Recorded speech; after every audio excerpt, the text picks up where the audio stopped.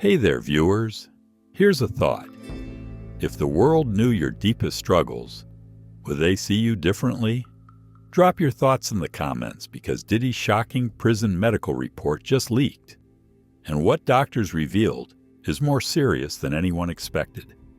Trust me, these new details will leave you absolutely speechless. Stay tuned. This is one story you can't afford to miss. Let's get into it. Chapter 1. The File That Changed Everything. I've worked as a prison doctor at MDC for a long time. Long enough to know that nothing here surprises me anymore. Every day it's the same routine, the same faces, the same endless sound of metal clanging against metal. In this place, you don't ask questions. You just do your job, keep your head down, and hope you make it through another shift. Today was no different, or so I thought. I sat in my cramped, windowless office, the dim fluorescent light humming faintly above me. Stacks of medical files were piled high on my desk, each one a reminder of just how broken most of these men were. Years of violence, substance abuse, and neglect. Their bodies told stories that their mouths never would. I sighed, leaning back in my chair as I reached for the next folder. It was supposed to be a routine check, inputting the latest blood work results, updating chronic conditions, the usual paperwork the system demanded. I thumbed through a couple of files without much thought. Heart disease, high blood pressure, psychological evaluations, just another day. And then I saw a name that made me pause, Sean Combs. My hand hovered over the folder for a moment. Diddy. Even in a place like this, the name carried weight. I'd heard the rumors from the other inmates, how he still acted like a king behind these walls, how his influence stretched beyond the bars. But to me, he was just another patient. I opened the file, and that's when everything changed. At first, it seemed like any other inmate's chart.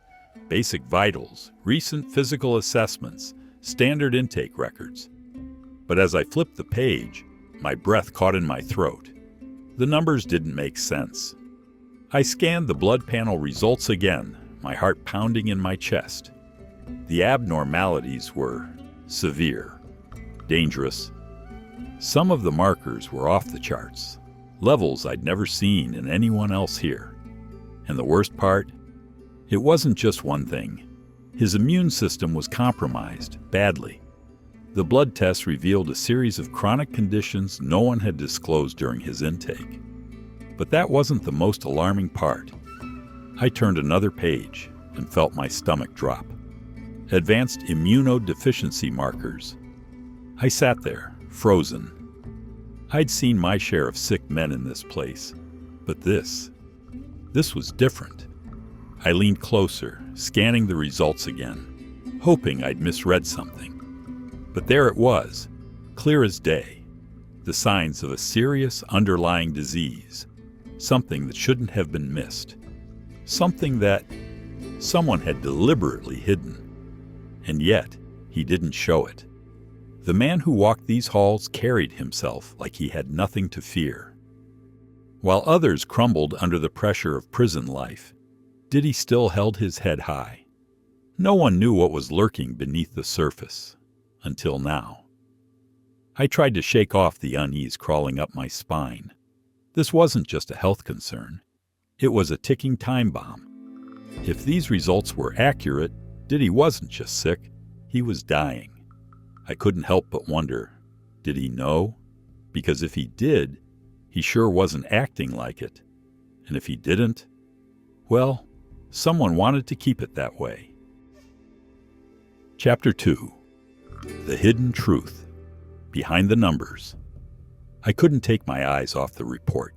The deeper I read, the worse it got. Every page revealed something more disturbing than the last. The blood work was chaotic, values spiking beyond normal ranges, indicators flashing like warning signals no one seemed to care about.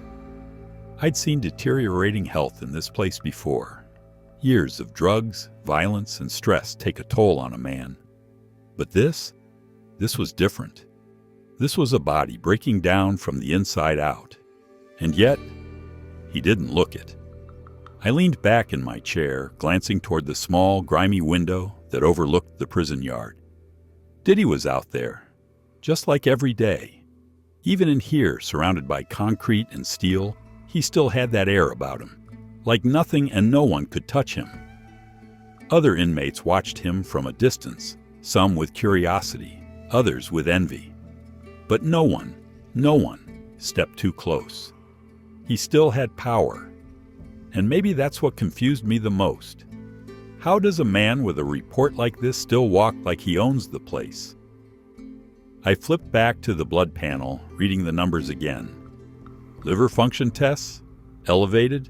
Dangerously so. Immune markers? Nearly non-existent. Hormone levels? Completely out of balance. It was like his body was fighting a war, and losing. I scanned the notes from the last physical exam. According to the physician who conducted it, Diddy appeared in good physical health. No major concerns were documented. No follow-up requests, no red flags. But this report, it told a different story. I shook my head, trying to make sense of it. Either someone in this facility was incompetent, or someone was hiding the truth. I pushed the file aside for a moment, rubbing the back of my neck. Why wasn't anyone paying attention to this? Any other inmate with numbers like these would have been rushed to the infirmary immediately, maybe even sent to an outside hospital. But with Diddy? Silence. It didn't sit right. I reached for the phone on my desk, my fingers hovering over the extension for the medical director. But I hesitated. I've been here long enough to know how things work. Some files? You don't touch them. Some patients? You let them be. And something about Diddy's report screamed, stay out of it. Still, I couldn't shake the feeling. If these numbers were real, and they looked real, he didn't have much time. A sharp knock on my office door broke the silence. Come in, I called, slipping the file into a drawer as the door creaked open. One of the guards stepped inside, a towering figure who always looked like he was one wrong move away from cracking someone's skull. You got that report on inmate 4729? I froze for a moment. That was Diddy's number. What about it? I asked, keeping my voice steady.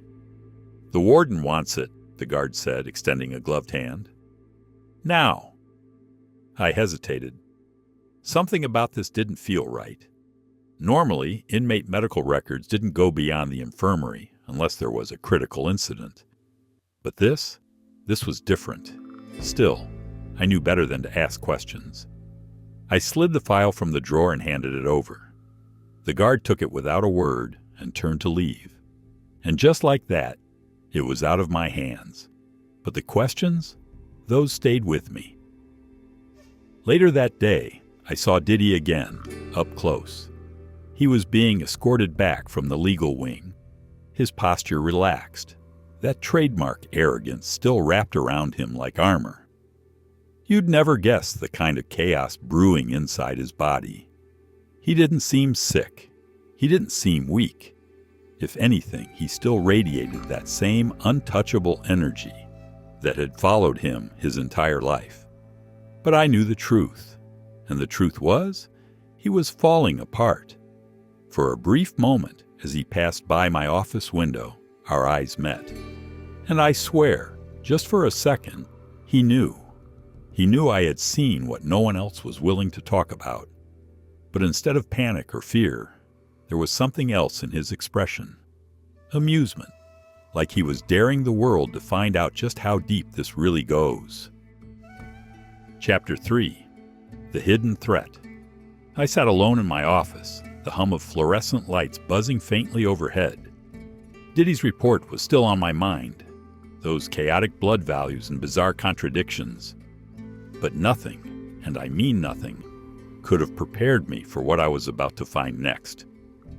I reached into my locked drawer and pulled the file back out, my fingers tense as I flipped through the pages. I wasn't even sure why I was doing this. I should have handed it over and forgotten about it. But something about this case, it wouldn't let me go. At first, I thought I missed something, maybe a mistake. But as I turned another page, a red tab caught my eye. Confidential. I frowned. That wasn't normal.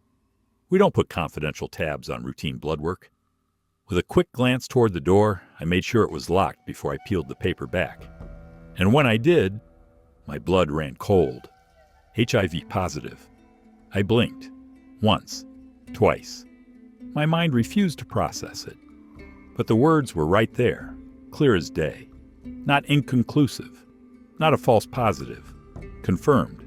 Final. I dropped the paper onto my desk, my hand trembling. In my years working medical in the 1700s, I had never seen something like this attached to a high-profile inmate's chart. Sure, we had cases. A lot of cases. But this was different. I tried to think rationally, but the questions poured in faster than I could stop them. How?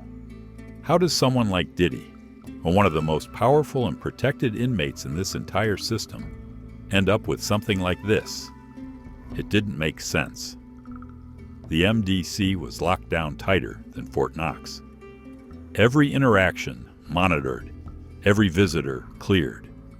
There weren't many ways something like this could happen in here. Unless it didn't happen here. I leaned back in my chair, heart pounding in my chest. Was this from his past life? The one outside these walls? I knew the rumors. Everybody did. The wild parties, the power trips, the things no one dared to say out loud.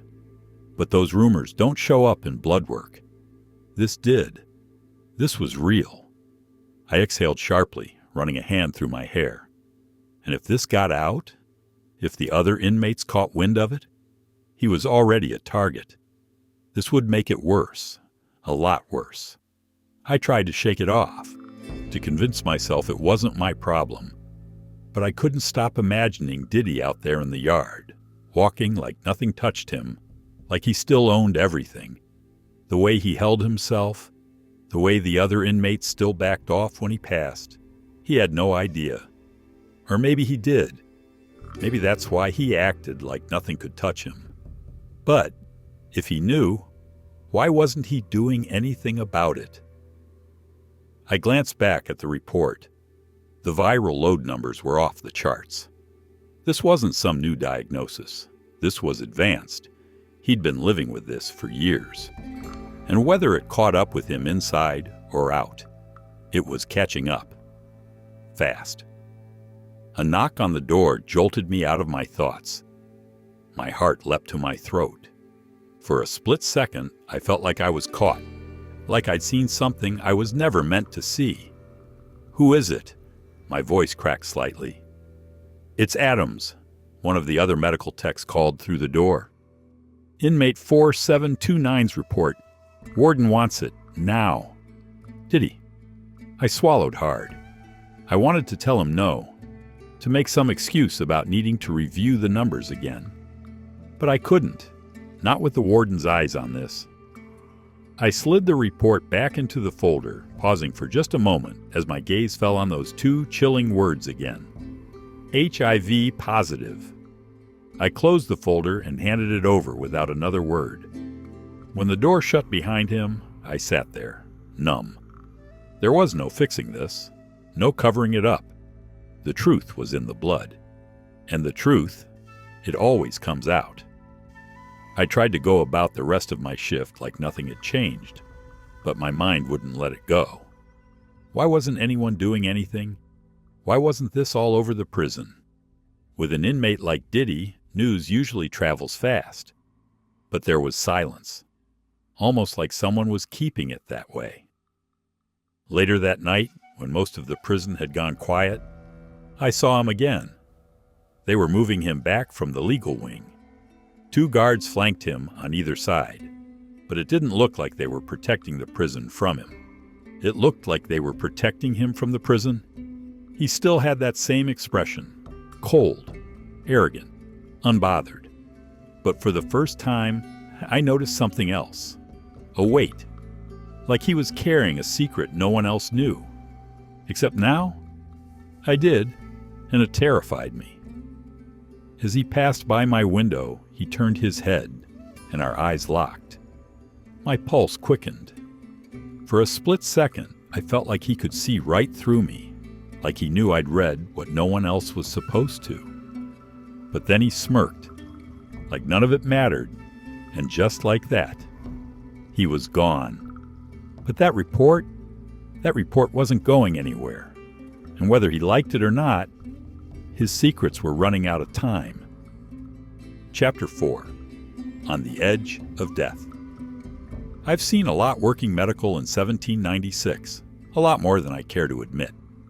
Stabbings, overdoses, fights so vicious they send grown men straight to the infirmary, barely breathing. But what's happening to Diddy? I've never seen anything like it. And the craziest part? He doesn't seem to care. His numbers keep getting worse, dangerously worse. If it were any other inmate, they'd be in full panic mode, begging for treatment, anything to keep themselves from slipping further into the abyss. But Diddy? It's like none of this even touches him. I flipped through his latest test results, my hands cold with sweat. His viral load, off the charts. His immune system, barely functioning.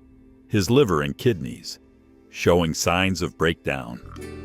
By all accounts, he should have been confined to the medical wing, hooked up to IVs, struggling to stay alive. But when I saw him in the yard that morning, he didn't look weak. He looked like he still ran the place. I watched from my office window as he leaned against the far wall of the yard, arms crossed like he had nothing to worry about. Inmates kept their distance, even the tough ones. He had that aura, that weight of power that seemed to hover around him. But I knew the truth. His body was falling apart. And yet, here he was, acting like none of this could touch him, like death itself wouldn't dare come for him. I tried to rationalize it. Maybe he's just in denial. Maybe he doesn't believe the reports. Or maybe he thinks his money and power still work, even behind these bars. But the more I thought about it, the more I realized it's not denial. Number. It's something else. A knock on my door pulled me out of my thoughts. "Doc," one of the guards said, stepping inside, "you need to see this." I followed him down the hall toward the observation wing. My heart pounded in my chest. I already knew who I was about to see. And sure enough, there he was, Diddy. Slumped in a chair, pale and sweating. But his face, cold, unbothered. I grabbed his chart and scanned the notes. His blood pressure was dangerously low. Pulse, weak. His body was shutting down, and fast. I knelt beside him, trying to check his vitals. "You feeling dizzy? Lightheaded?" He didn't answer, didn't even flinch, just sat there, like he wasn't on the edge of death itself.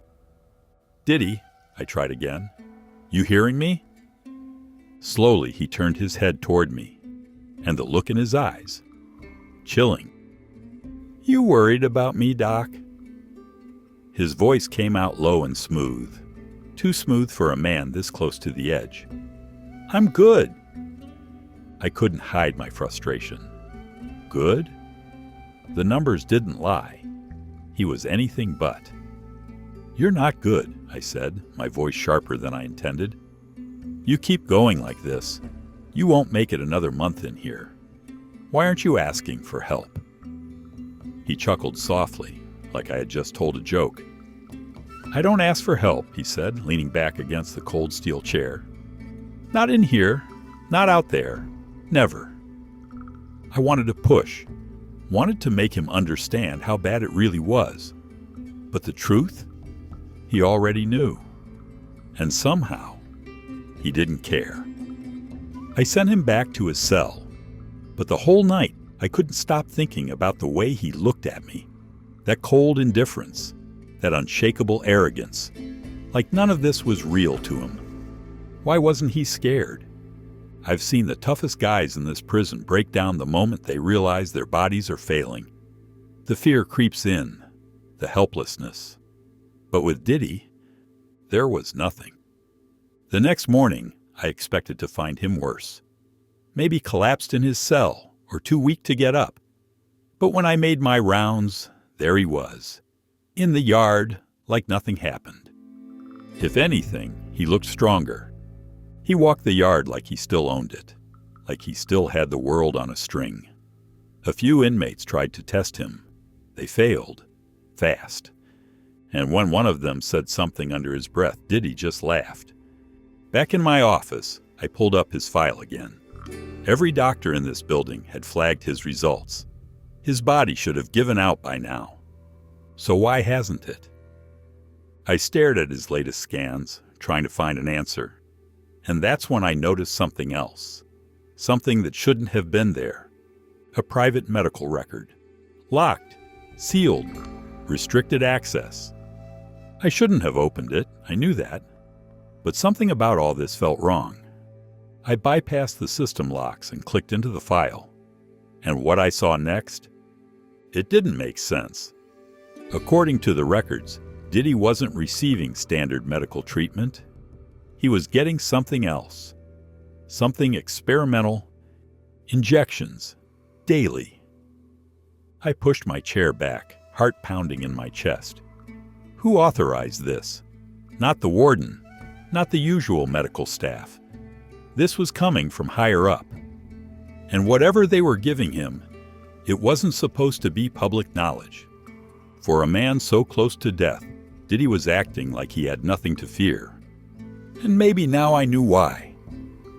Whatever was happening behind the scenes, one thing was clear. Diddy wasn't just another inmate, and someone out there wanted to keep him alive, no matter the cost. Chapter 5.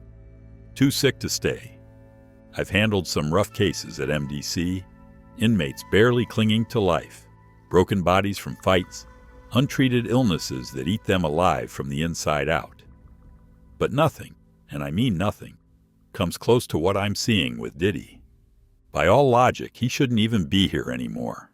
Not like this. Not with what I know. The morning started like any other. I was in my office, buried under the never-ending pile of medical reports, updating the system with the latest inmate health logs. Most of it was routine. Blood pressure checks, medication management, the usual wear and tear from life behind bars. But when I got to Diddy's file, I froze. His latest test results had come in overnight, and they were worse, much worse. His immune system, crashing fast. His liver, on the verge of failure. And his blood work. Let's just say, I've never seen numbers like this on a living man. If he was any other inmate, hell, if he was anyone else at all, he would have already been transferred to a prison hospital. No question. MDC is no place for someone this sick, not with these conditions. And yet, here he was, still in general population, still walking around like none of this touched him. I knew what I had to do. I couldn't let this slide. I pulled up the formal transfer forms, my hands shaking slightly as I typed out the request. I laid it out clearly. If we didn't move Diddy to a specialized medical facility soon, he wouldn't survive. It should have been open and shut. But nothing with Diddy is ever that simple. I filed the paperwork and sent it through the proper channels, thinking I'd done my job. But by lunch, I got a call from the warden himself, a call that made the hairs on my neck stand up. "Drop the transfer," he said, his voice cold and tight. "It's not happening." I blinked. "Sir, with all due respect, if we don't move him, he's going to die. He needs care. We can't provide here." I said, "Drop it." His voice cut through the line like a blade. "This isn't your call. Not with him." And then he hung up. I sat there, staring at the phone, my heartbeat thudding in my ears. It didn't make sense. Why keep Diddy here when his body was breaking down? Unless someone wanted him to stay. Later that day, I made my usual rounds. When I got to Diddy's cell, he was sitting on his bunk, leaning back against the wall with that same cold, unbothered expression. But I could see the cracks, the way his hands trembled slightly, the faint sweat on his brow. No matter how much he tried to hide it, his body was wearing down. "You're getting worse," I said, stepping inside. "You know that, right?" He didn't look up. "I'm fine." "You're not fine, Diddy. Your liver's shutting down. Your immune system's falling apart. You can't stay here." That's when he looked at me, really looked at me. And for the first time since this whole mess started, I saw something behind his eyes that scared me. Fear. "I don't need to go anywhere," he said, his voice low and even. "I've handled worse." "You don't get it," I snapped, frustrated by his arrogance. "This isn't a game. You stay here, you're not going to make it out alive." He laughed softly under his breath, a sound that sent a chill crawling up my spine.